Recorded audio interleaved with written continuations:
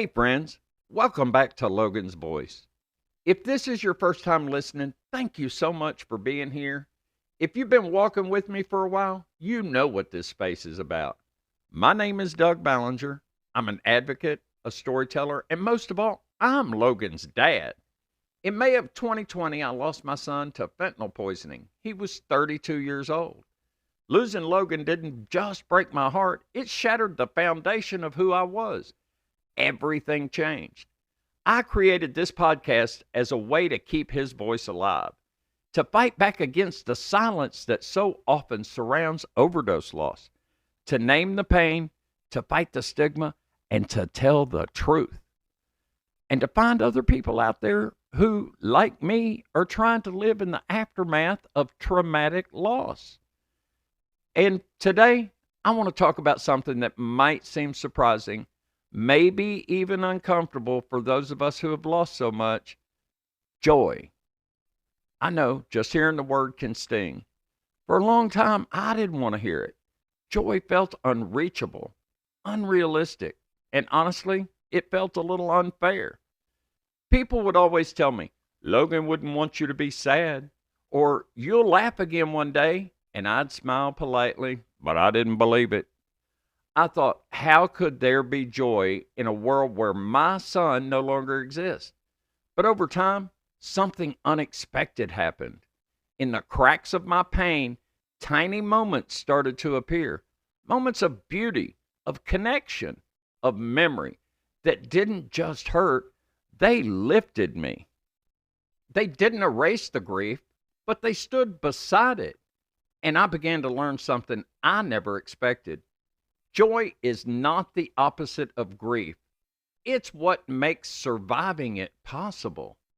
And in a world that wants grieving parents to just stay quiet, stay broken, and to disappear into the background, joy becomes a form of resistance. It's how we say, you didn't destroy me, and it's how we keep our children's light alive. So if you're listening and wondering if you'll ever smile again, if you've ever felt guilty for laughing or finding peace, or even just a breath of calm in the middle of chaos, this episode is for you. Let's talk about what it means to reclaim joy, not as a replacement for grief, but as a companion to it. Let's talk about how joy is a radical act of healing. Let's talk about how it's one of the ways we keep their story going.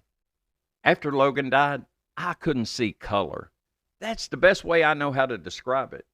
The world went flat, kind of muted, like someone had turned the saturation all the way down and left me there in just shades of gray. I didn't feel like a person anymore. I felt like a question with no answer. I was a father without a child, and I didn't know how to exist in that kind of silence. People around me went back to their routines, the world kept spinning, but I was frozen in place, watching everything move around a pain that no one could really see.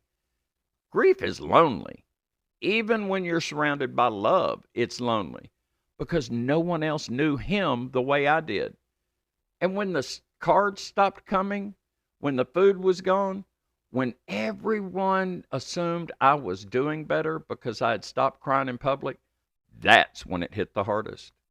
I remember standing in the shower one day and realizing I couldn't remember the last time I'd laughed or even smiled.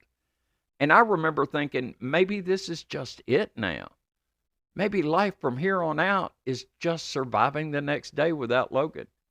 And in those early days, joy felt like betrayal. It felt wrong to feel anything other than sorrow. Because how could I allow light into my life when he was gone?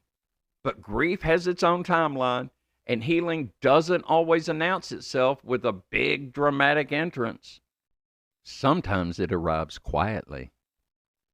For me, it was the little things, like a dragonfly landing near me when I was deep in thought, catching a scent that reminded me of him and smiling instead of crying, hearing a song we used to sing in the car and suddenly remembering the way he'd drummed the beat on the dashboard. Those moments didn't fix anything, but they cracked something open. I wasn't ready to call it joy, but it was something. Maybe peace, maybe presence, maybe love still alive. Looking back, I think those moments were Logan's way of reminding me that I'm still here for a reason, that my story didn't end when his did. And if I could still feel even 1 second of light in the darkness, maybe that light deserved to be followed. Not because the pain was gone, but because love doesn't end at the edge of death, and neither does joy. It just takes its time coming back. Grief and joy can coexist. One of the hardest things to understand after losing Logan was that grief and joy aren't enemies. I used to think they couldn't live in the same room, that if I laughed, it meant I was forgetting Logan. If I found peace, it meant I was somehow okay with what happened. But that's not how it works. Grief isn't something we get over. It's not a broken leg that heals and gets tucked away in the past. It's more like a new organ, something your body wasn't meant to carry, but now it must. It reshapes you. And joy? Joy doesn't erase grief. It doesn't cover it up or pretend it's not there. Joy pulls up a chair beside it. It says, I know you're hurting. I'll sit with you anyway. I remember the first time I really laughed again. Deep belly laughter. And immediately afterwards, I cried because I wasn't sure I was allowed to feel that lightness. But what I've come to believe is this: grief is the price we pay for love. But joy is how we keep that love alive. There is a myth in our culture that you have to choose either stay in mourning or move on. But I didn't want to move on. I still don't. I want to move forward with Logan's memory, with his voice in my heart, with his laughter echoing in mine. The goal isn't to get past the pain. The goal is to build a life where both things can live side by side. A life where I can miss my son and still see the beauty in the world. A life where I can honor his story by telling mine truthfully. And the truth is this: there are days I cry, and there are days I laugh, and sometimes they're on the same day. That's what healing really looks like. Not the absence of sadness, but the return of balance. A world where grief and joy can walk hand in hand because they're both born from the same place: love. So, what does choosing joy look like in real life? What is it actually looking like? This idea of choosing joy? I used to think joy was something that just showed up when life was going well. But after Logan died, I realized if I was going to feel joy again, I'd have to fight for it. I'd have to make space for it on purpose. And no, that didn't mean forcing myself to smile or pretending to be okay when I wasn't. It meant doing one small thing at a time that moved me forward, even when I didn't feel ready. For me, that started with my health. I'd spent months, honestly years, putting myself last. After Logan passed, I realized I was carrying more than just grief. I was carrying a lot of weight, stress, and exhaustion. So I started making changes. I paid attention to what I ate. I made time to rest. I gave myself permission to care for myself, not out of vanity, but out of survival. Slowly, the weight started to come off, but more than that, I started feeling alive again.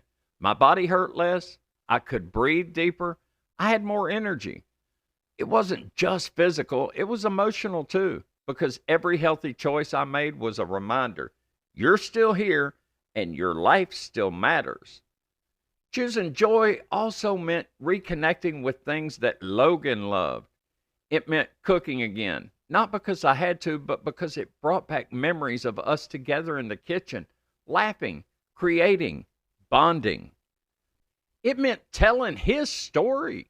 It meant launching this podcast, not because I had all the answers, but because I knew there were other people out there who needed to hear his name. Little by little, joy crept back into my life. not in huge moments, but in meaningful ones. A conversation that made me feel understood. A day where I could laugh without feeling guilt. A quiet moment where I realized I was no longer just surviving, I was living. That's what choosing joy looks like in real life. It's not a lightning bolt, it's a series of tiny, sacred decisions to get out of bed, to nourish your body, to speak your truth, to love yourself enough to keep going. I didn't find joy because I stopped grieving. I found joy because I started healing. And I'm still healing. Every day I make that choice again for Logan, for me. And if you're listening to this and wondering if you can too, you can. I am here to remind you, you don't have to do it alone.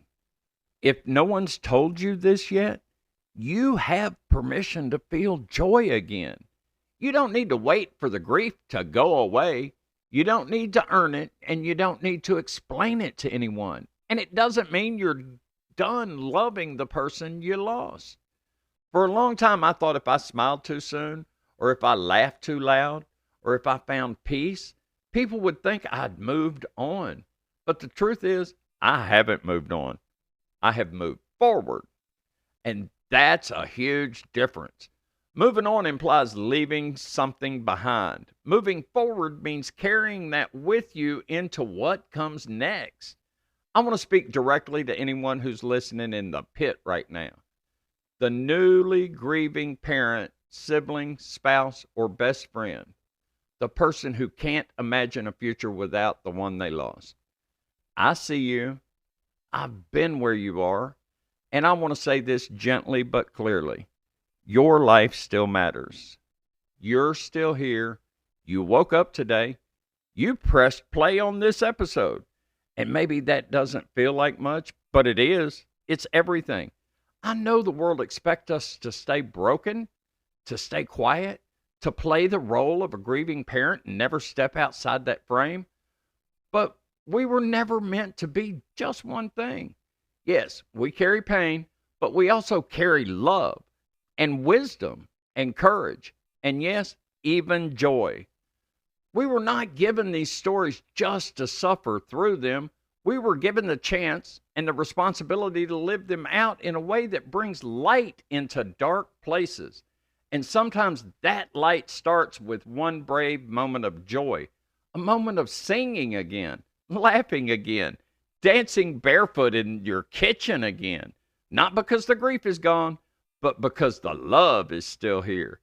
And that love deserves room to breathe. You've heard me say this before. I am Logan's voice. I am Logan's dad. And I will not be silent. That's not just a tagline. That is my mission. Because Logan's story didn't end the day he died. It continues every time I tell someone about him. Every time I sit down and record these podcasts. Every time I hand someone a copy of Logan's story and say, this is what fentanyl took from me, and this is what I'm doing about it. But today, I want to take that a step further. Because this moment, this message, this fight for joy, this is what Logan's voice sounds like now. It's not just grief anymore. It's hope. It's resilience. It's laughter coming back into a life that once went quiet. Logan's voice is in the dragonfly that shows up when I least expect it.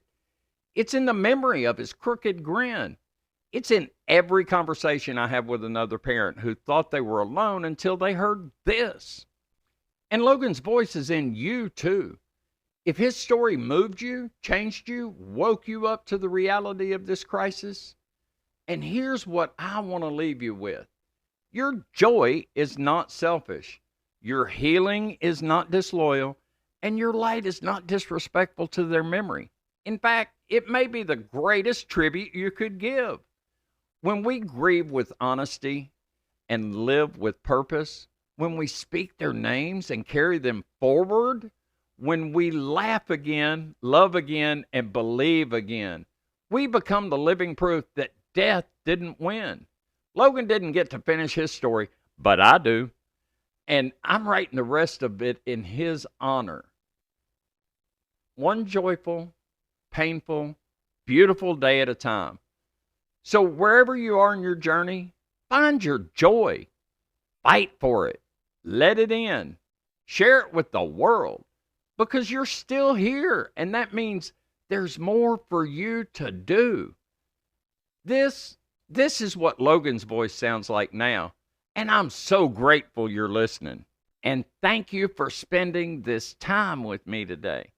If you took anything away from this episode, I hope it's this. You're allowed to live, you're allowed to love again, and you're allowed to feel joy. That's not betrayal, that's survival, that's resistance. And it's one of the most powerful ways to keep the ones we've loved close. If you're new to this podcast, I hope you'll go back and listen to some of the earlier episodes in the Logan's Voice series. Each one is a piece of the bigger picture, a conversation about grief, stigma, healing, hope, and the poison drug supply that's stealing lives every single day. You'll hear from experts, from other parents, from people in recovery, and from me, just a dad, trying to make sense of a world without his son. If you want to understand the full story behind this podcast, what led me here, what Logan's life was really like, and how this fight became my mission, you can read it all in my book, Logan's Story, A Father's Fight Against the Fentanyl Crisis. It's raw, it's honest, and I wrote it for two reasons: to honor Logan and to warn the next family before it's too late. You can find the book and other podcast episodes at logansvoice.com, and the book is available on Amazon. While you're there, check out Logan's Swag Shop, where we've created t-shirts and gear that start the conversation to help carry the message forward. End stigma. Be someone's safe space. Fentanyl awareness saves lives. It's more than just merch. It's a way to wear the movement. And it's a way to be visible when so many of us have felt invisible in our grief. So please, take a look, share with someone who needs it, and keep helping us spread the message. You can also follow Logan's Voice on Spotify, Apple Podcasts, Amazon Music, iHeartRadio, YouTube Podcasts, wherever you listen. If today's message touched you, please share it. Tag a friend. Start a conversation. That's how awareness grows. That's how change begins. And as always, I am Logan's dad. I am Logan's voice. And I will not be silent. Until next time, take care of yourself. Choose joy and keep carrying the light forward.